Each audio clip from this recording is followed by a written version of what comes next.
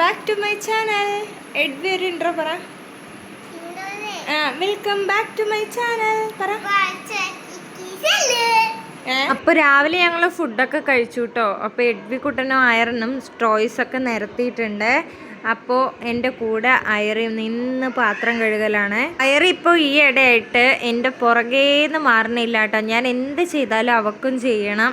അപ്പോൾ കുറച്ച് ദിവസമായിട്ട് ഞാൻ പാത്രം കഴുകുമ്പോൾ അവൾ നിന്ന് പാത്രം കഴുകുന്നുണ്ട്. അങ്ങനെ പാത്രമൊക്കെ കഴുകി ഏകദേശം കഴിഞ്ഞു കേട്ടോ. അത് കഴിഞ്ഞ് ഞാൻ കുറച്ച് പോപ്കോൺ ഉണ്ടാക്കി കൊടുക്കാമെന്ന് വിചാരിച്ചു.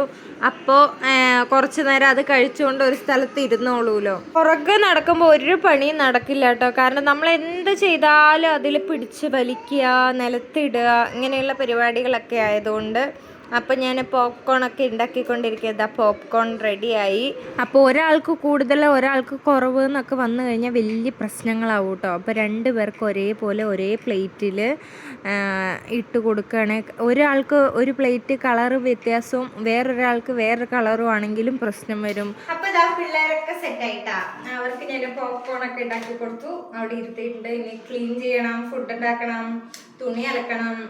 അപ്പോൾ ഇവിടെയൊക്കെ ഭയങ്കര കാടായിട്ടോ. എനിക്കാണെങ്കിൽ ഒന്നാമത് മഴ, പിന്നെ ഇവിടെ പുല്ല് വെട്ടിയിട്ടും വൃത്തിയാവണില്ല കേട്ടോ.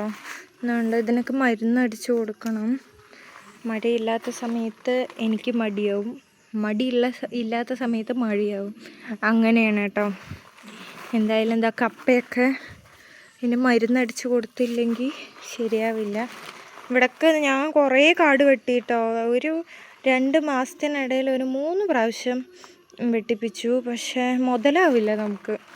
എനിക്കാണെങ്കിൽ പുല്ല് പറിക്കാനും പറ്റില്ല. ഇത് നല്ല കട്ടിയുള്ള പുല്ല കണ്ടോ, വലിച്ചാൽ പോലും വരില്ലാത്ത ടൈപ്പാണ് കേട്ടോ. അപ്പോൾ അത് ഭയങ്കര ബുദ്ധിമുട്ടില്ല. വഴുതനങ്ങയൊക്കെ ഉണ്ടായി കിടക്കുന്നുണ്ട്. കുറേ പൂവ് വന്നിട്ടുണ്ട്. ഇതൊക്കെ പൊഴിഞ്ഞു പോണ പൂവാണോ എന്ന് എനിക്കറിയില്ല കേട്ടോ. അപ്പുറത്തെ വീട്ടിലെല്ലാം പൊഴിഞ്ഞു പോയി എന്ന് പറഞ്ഞു. നോക്കാം, നമുക്ക് ഉണ്ടാകുമോ എന്ന് നോക്കാം.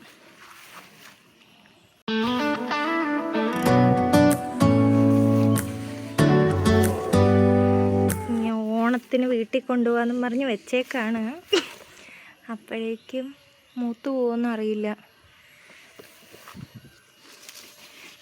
നല്ല രസമുണ്ട് തൂങ്ങിക്കിടക്കണ. അപ്പോൾ ഇതാ ഒരു തേങ്ങ പൊതിക്കാൻ വന്നതാണ്.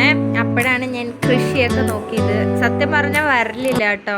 കാരണം പുല്ല് പറിക്കാൻ പോലും വന്നു കഴിഞ്ഞാൽ പിള്ളേർ അതിൻ്റെ ഇടയിൽ കൂടെ വരും.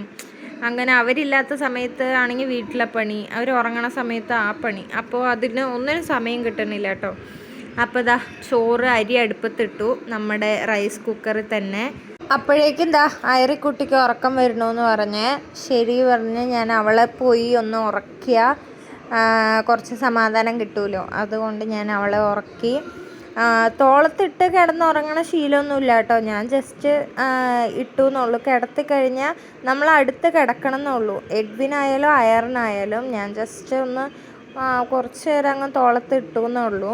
അപ്പോൾ എഡ്വിക്കും ഉറക്കം വരണമെന്ന് പറഞ്ഞു. അയറിന് ഉറങ്ങി. അപ്പോൾ 2 പേരും കിടന്നുറങ്ങി. അപ്പം ഞാൻ ഫ്രീ ആയി കേട്ടോ.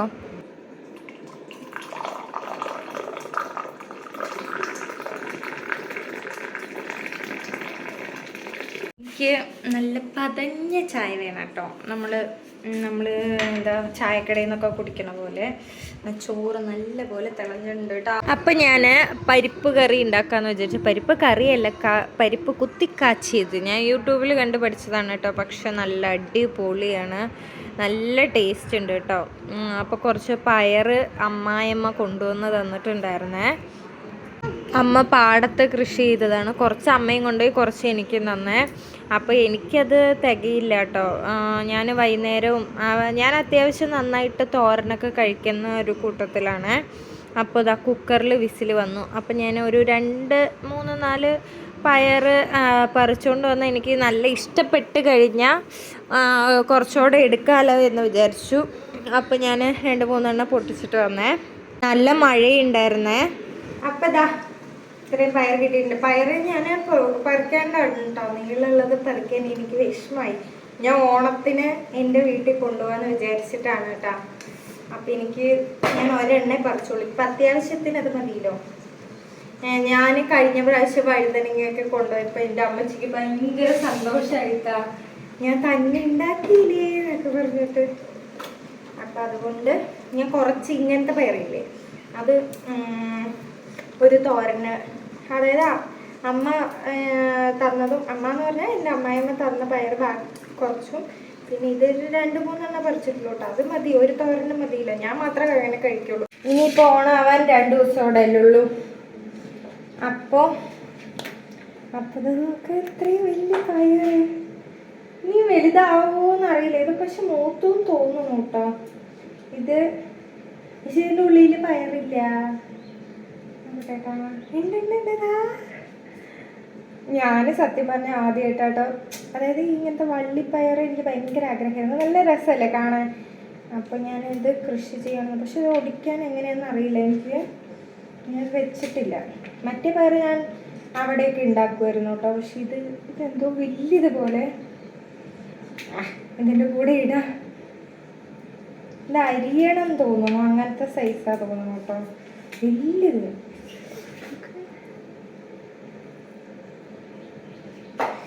നല്ല വലിപ്പമുണ്ട് കേട്ടോ.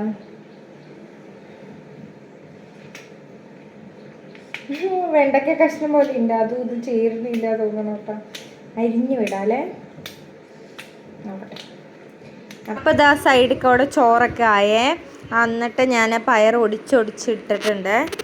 ആ വള്ളിപ്പയർ നല്ല വലിപ്പമുണ്ട് കേട്ടോ. ഫോണിൽ കാണുന്നേക്കാട്ടും അത്യാവശ്യം വലിപ്പമുണ്ട്. പക്ഷെ നല്ലതായിരുന്നു തോരൻ വെച്ചത്. ഇതാ പരിപ്പ് കറിയും റെഡി ആയിട്ടുണ്ട്. പരിപ്പ് കുത്തിക്കാച്ചിയത് കേട്ടോ, നല്ല ടേസ്റ്റ് ഉണ്ട്. പക്ഷെ മീൻ വറുത്തതൊക്കെ വേണം, എന്നാലാണ് കുറച്ചുകൂടെ ടേസ്റ്റ്. അപ്പോൾ മീൻ വറുത്തതുണ്ട്, അതുകൊണ്ട് എനിക്ക് കുഴപ്പമില്ല. പയർ തോരനും ഒക്കെ കൂട്ടി കഴിക്കുമ്പോൾ പരിപ്പ് അടിപൊളിയാണ്. അല്ലാണ്ട് കഴിക്കുമ്പോൾ എനിക്ക് ഇഷ്ടമല്ല കേട്ടോ. ചിലവർക്കൊക്കെ ഇഷ്ടപ്പെടുമായിരിക്കും. അപ്പോൾ ദാ മീനൊക്കെ തിരുമ്മി, ഈ മീനിന് വന്നിട്ട് ഞാൻ മുളക് പൊടി ഒത്തിരി ഇടില്ല, പിള്ളേർക്ക് കഴിക്കണതുകൊണ്ട്. അത് കഴിഞ്ഞ് ഞാൻ പോയി തുണിയൊക്കെ അലക്കിയിട്ടു കേട്ടോ. ഞങ്ങൾ മുകളിലാണ് കേട്ടോ വാഷിംഗ് മെഷീൻ വെച്ചേക്കണം. അപ്പോഴേക്കും അപ്പുറത്തെ വീട്ടിൽ നിന്ന് ലിവർ തന്നു. ദാ എൻ്റെ ഫുഡും ലിവറും ഒക്കെ കൂടി റെഡിയായി. ഇത്രയൊക്കെയുള്ള വിശേഷങ്ങൾ. ബായ്.